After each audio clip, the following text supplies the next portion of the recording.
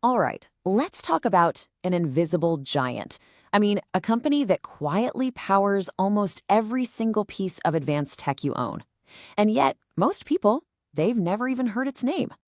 No, seriously, just think about that for a second. That phone in your hand, the laptop you work on, the servers powering your favorite apps, even the crazy AI that's changing everything.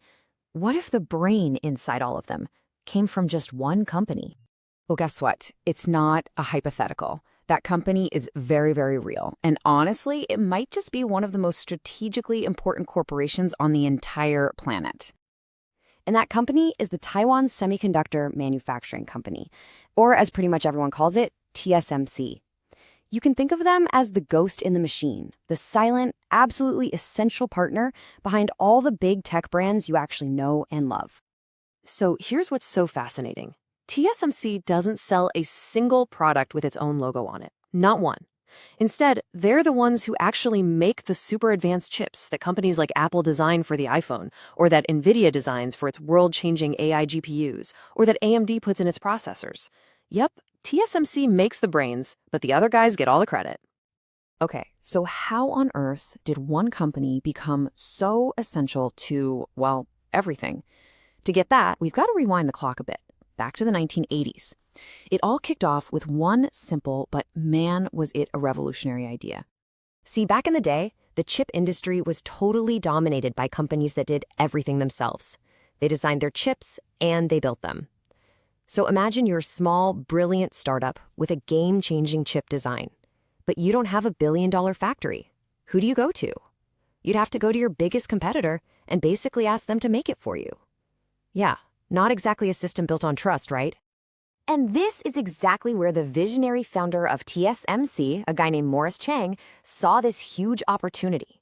He imagined a totally new kind of company, one that could be a trusted partner for everyone. For one simple reason, it would never, ever compete with its own customers. He came up with a name for it, a pure play foundry. And the key word there is pure. They would only focus on manufacturing. That's it. And let me tell you, that one decision, that one idea would go on to change the entire tech industry forever. Okay, I love this analogy. Think of it like a bakery. The old way, the IDM way, was like forcing every single chef to build their own massive, expensive kitchen from scratch. Super slow, right?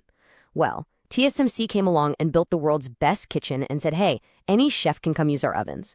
The chip designers are the chefs. They bring their secret recipes, and TSMC just bakes the cake to perfection without ever trying to steal the recipe. This model just completely unlocked a global tidal wave of innovation. But look, having a great idea is one thing.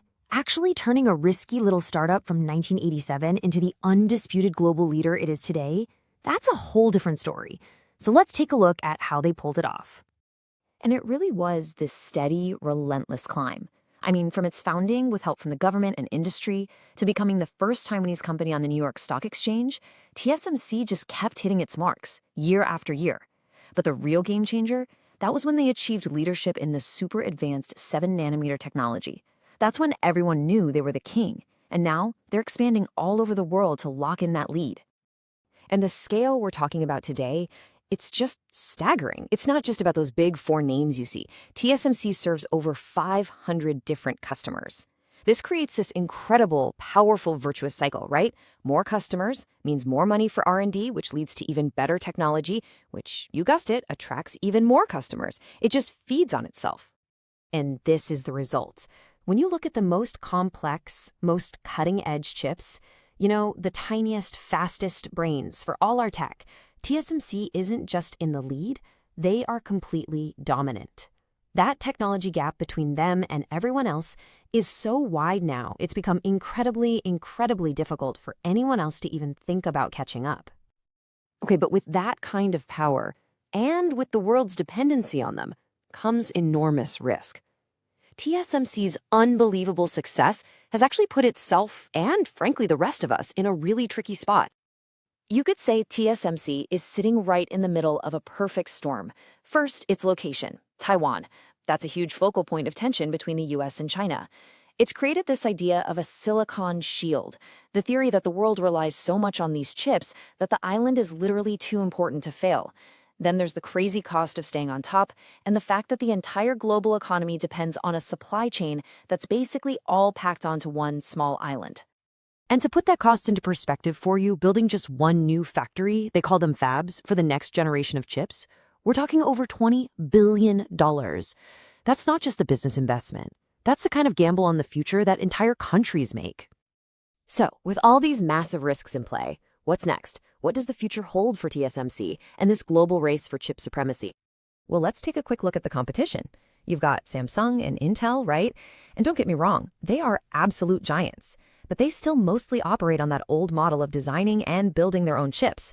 And that can create conflicts because they're competing with their potential customers.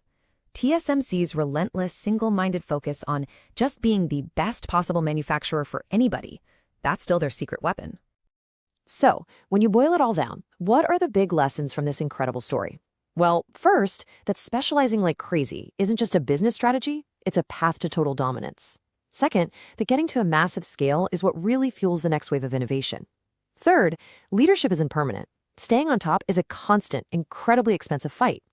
And finally, and this is maybe the most important one for today, you just can't separate technology from geopolitics anymore. They're completely intertwined.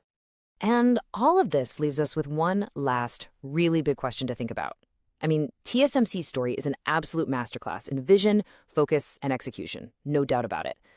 But as our entire digital world gets built on these tiny silicone brains, is it really safe for one single company in one single spot on the globe to hold all the keys to our future?